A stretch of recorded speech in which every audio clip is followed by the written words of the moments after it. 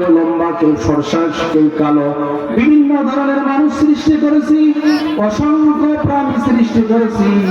এই সমস্ত প্রাণী, এই সমস্ত মানুষের মধ্যে, পৃথিবীর মধ্যে সর্বশ্রেষ্ঠ মানুষ হচ্ছে, সর্বশ্রেষ্ঠ মহামানব হচ্ছে যারা কুরআন এবং হাদিস মোতাবেক জ্ঞান অর্জন করে, সেই অনুযায়ী নিজেদের জীবনকে পরিচালনা করে, নিজের পারিবারিক জীবন, সামাজিক জীবন, রাষ্ট্রীয় জীবন সমস্ত কিছু পরিচালনা করে।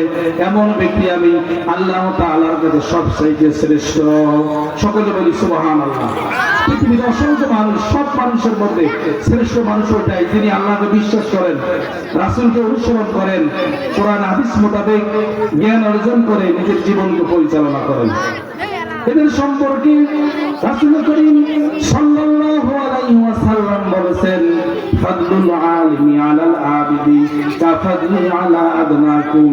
আমাদের নবী জনাবে বিশ্বনবী হযরত মুহাম্মদ রাসূলুল্লাহ সাল্লাল্লাহু আলাইহি ওয়াসাল্লাম পবিত্র মুখে বর্ণনা করেছেন, আমি আল্লাহ তাআলা রাসূল পৃথিবীর সমস্ত মানুষের মধ্যে যেরকম ভাবে আমি আল্লাহ তাআলার রাসূলের শ্রেষ্ঠত্ব এবং মর্যাদা রয়েছে, আমার পৃথিবীতে সমস্ত মানুষ, সমস্ত মাখলুকাতের মধ্যে আমার আলেমের সবচাইতে মর্যাদা তেমন। সকলে বলি সুবহানাল্লাহ। এই জন্য আলেমের মর্যাদা, তালিব ইলমের মর্যাদা অনেক বেশি।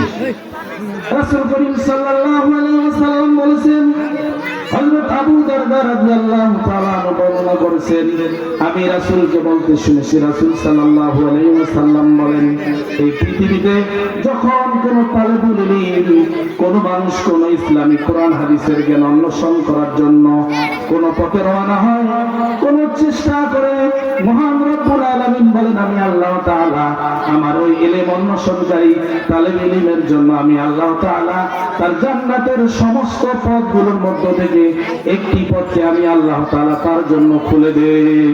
সকলে বলি সুবহানাল্লাহ। আলেম ওলামা তালিব ইলমকে কত মর্যাদা। রাসূল সাল্লাল্লাহু আলাইহি ওয়াসাল্লাম বলেছেন যে যখন কোন মানুষ কোন তালিবুল ইলম ইলমকে অর্জন করার জন্য, উপার্জন করার জন্য, শিক্ষা করার জন্য তারা বের হয়, তখন আমি আল্লাহ তাআলা তাদের জান্নাতের একটা পথ খুলে দিই। সকলে বলি সুবহানাল্লাহ। শুধু হাই নয়, রাসূল সাল্লাল্লাহু আলাইহি ওয়াসাল্লাম বলেছেন, যখন কোন মানুষ দ্বীনি ইলম শিক্ষা করার জন্য, কোরআন হাদিসের জ্ঞান, ইসলামী মাসলা মাসাইল শরীয়তের জ্ঞান অর্জন করার জন্য যখন কোন মানুষ কোন পথে রওনা দেয়, কোথাও রওনা করে, শিক্ষা করার জন্য যায়, যতক্ষণ পর্যন্ত, যতদিন পর্যন্ত সে ওই রাস্তায় থাকবে, আল্লাহ তাআলা রাস্তায় জিহাদ করলে যে সওয়াব হয়, আল্লাহ তাআলা ওই ইলম অন্বেষণকারীর আমলনামায় আল্লাহ তাআলা সেই পরিমাণ সওয়াব দিয়ে দেয়। সকলে বলি সুবহানাল্লাহ। শুধু এটা ইলম অর্জনকারীর জন্য নয়, তা ইলম অর্জনকারী যিনি পিতা হন, যিনি অভিভাবক হন, তাদের মর্যাদা কত বড়। মহান রব্বুল আলামিন যেমনিভাবে আলেমদের মর্যাদার কথা বলেছেন, তদ্রুপ আমাদের রাসূল সাল্লাল্লাহু আলাইহি ওয়াসাল্লাম ইলম অর্জনকারী, তলাবুল ইলম, কোরআন হাদিসের জ্ঞান অর্জনকারী পিতা মাতা এবং অভিভাবকদের সম্পর্কে বর্ণনা করেছেন। রাসূল সাল্লাল্লাহু আলাইহি ওয়াসাল্লাম বলেছেন, মান ক্বরাআল কুরআনা ওয়া আমিলা বিমা ফীহি উলবিসা ওয়ালিদাহু তা'আজ্জা ইয়াউমাল কিয়ামা। রাসূল সাল্লাল্লাহু আলাইহি ওয়াসাল্লাম বলেন, এই পৃথিবীতে যে সমস্ত অভিভাবক, যে সমস্ত পিতা মাতা এবং সন্তানের অভিভাবক রয়েছে, তারা যদি তাদের সন্তানকে কোরআনের জ্ঞান সঠিকভাবে দিতে পারে, মান ক্বরাআল কুরআনা, কোরআন শিক্ষা দিতে পারে, ওয়া আমিলা বিমা ফীহি, এবং কোরআন মোতাবেক, কোরআন যেভাবে মানুষকে চলাফেরা করার জন্য নির্দেশ দিয়েছে, সেই নির্দেশ মোতাবেক যদি নিজেদের জীবনকে পরিচালনা করতে পারে, উলবিসা ওয়ালিদাহু তা'আজ্জা ইয়াউমাল কিয়ামা, কিয়ামতের দিন, কঠিন মুসিবতের দিনে, যেদিন সওয়াব মাথার উপর সূর্য আসবে, মানুষ যেদিন ইয়া নফসি নফসি বলবে, প্রচন্ড সূর্যের কিরণের মাধ্যমে কিয়ামতের দিন মানুষের মাথার মগজগুলি ঠাস ঠাস করে ফেটে যাবে, এমন ব্যক্তি, এমন কিছু ব্যক্তিদেরকে দেখা যাবে কিয়ামতের মাঠে। কিছু কিছু মানুষের মাথার মধ্যে কিছু মুকুট দেওয়া হয়েছে, কিছু নূরের টুপি পরানো হয়েছে, যেই নূরের টুপি টুপির মাধ্যমে সমস্ত কিয়ামতের মাঠে অসংখ্য মানুষের মধ্য থেকে এই সমস্ত নূরওয়ালা, নূরের টুপিওয়ালা মানুষদেরকে দেখে দেখে অন্য ফেরেশতারা, অন্যান্য মানুষেরা বলাবলি করবে, যেই সময় সোহাগ মাথার উপর সূর্য এসেছে, মানুষ বিচারের জন্য ইয়ানফসি করতেছে, এমন সময়েরা কোন ব্যক্তি যাদের মাথার মধ্যে আল্লাহ তাআলা নূরের সুন্দর টুপি পরাইয়া দিয়েছেন, আল্লাহ তাআলার পক্ষ থেকে জবাব আসবে, এরা ওই সমস্ত ব্যক্তি যারা দুনিয়াতে নিজেদের সন্তানদেরকে দুনিয়াতে ভূমিষ্ঠ হওয়ার পর সেই সন্তানগুলোকে দ্বীনি ইলম শিক্ষা করাইছে, কোরআন হাদিসের জ্ঞান শিক্ষা দিয়েছে। এই কোরআন হাদিসের জ্ঞান দেওয়ার কারণে আল্লাহ তাআলা তাদের সম্মান স্বরূপ আজকে কিয়ামতের মাঠে তাদেরকে নূরের টুপি পরাইয়া দিয়েছেন। সকলে বলি সুবহানাল্লাহ।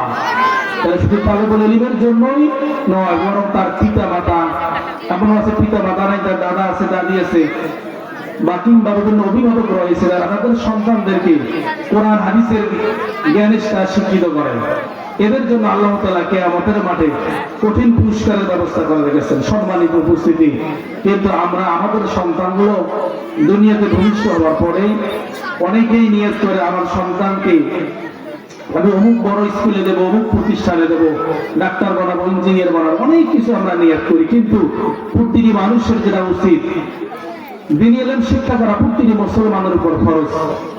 আপনার ভিতর যদি কোরআনের একটা জ্ঞান না থাকে, রাসূল সাল্লাল্লাহু আলাইহি সাল্লাম বলেছেন, যার ভিতরে কোরআনের জ্ঞান নাই, একটা খালি ঘর যেরকম ভাবে ওই লোকটার অন্তরটা ওই লোকটা অতদ্রুপ। খালি ঘরের মধ্যে যেরকম ভাবে কোনো মানুষ চলাফেরা না করার কারণে দেখবেন যে শূন্য ঘরের মধ্যে বিভিন্ন কীট পতঙ্গ বাসা বাঁধে, তদ্রুপ মানুষের অন্তরে যদি কোরআনের জ্ঞান কোনো না থাকে, কোরআনের চর্চা, ইলমের চর্চা না থাকে, ওই মানুষকে যতই বড় জ্ঞানী ব্যক্তি হোক না কেন, ডাক্তার ইঞ্জিনিয়ার যাই হোক না কেন, তার অন্তরের মধ্যে শয়তান বসে যায় এবং শয়তান বিভিন্ন প্রকার ওয়াসওয়াসা দেয়। এই জন্য মানুষ সৃষ্টির সঙ্গে সঙ্গে আল্লাহ তাআলা তার রাসূল করিম সাল্লাল্লাহু আলাইহি সাল্লামকে যখন ওহী অবতীর্ণ করলেন, তার প্রথম দোয়া ছিল ইকরা বিসমি রাব্বিকাল্লাযী খলাক। মহান রব্বুল আলামিন এই জন্য তার রাসূলের মাধ্যমে গোটা বিশ্ববাসীকে জানিয়ে দিয়েছেন, মানুষ যাতে করে জন্মের পরে তাদের সন্তানগুলোকে কোরআন হাদিসের জ্ঞান উদ্বুদ্ধ করতে পারে। এই জন্য আল্লাহ তাআলার হাবিবের উপর মহান রব্বুল আলামিন সর্বপ্রথম যে হীরা গুহার মধ্যে ওহী অবতীর্ণ করেন, সেখানে তিনি বলেন, ইকরা বিসমি রাব্বিকাল্লাযী খলাক, খলাকাল ইনসানা মিন আলাক, ইকরা রাব্বুকাল আকরাম আল্লাযী আল্লামা বিল কলাম, আল্লামাল ইনসানা মা লাম ইয়ালাম। হে হাবিব, পড়ুন আপনি সর্বপ্রথম ইকরা বিসমি রাব্বিকাল্লাযী খলাক, তোমার প্রভুর নামে যিনি তোমাকে সৃষ্টি করেছেন। মহান রব্বুল আলামিন